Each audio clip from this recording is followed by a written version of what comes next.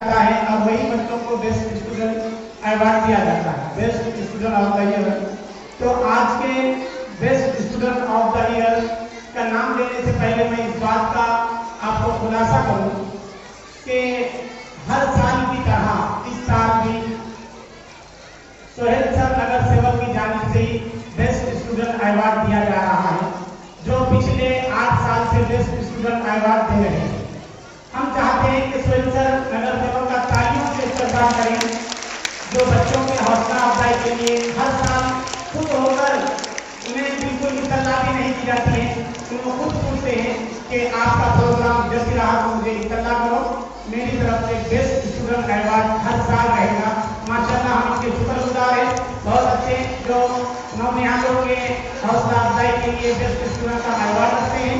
तो आइए आज के बेस्ट स्टूडेंट का नाम इसमें गिराने को किस तरह है।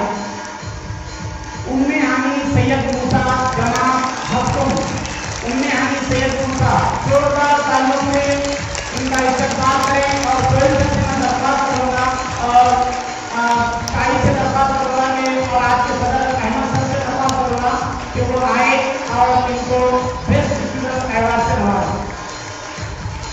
और पेरेंट्स अगर आए हैं उम्मे हानी सैयद मूसा तो स्टेज पर आए। उम्मे हानी सैयद मूसा को आज बेस्ट स्टूडेंट अवार्ड दिया जा रहा है। तालियों की गड़गड़ाहट होना चाहिए, जोरदार तालियों से इस्तेमाल करें।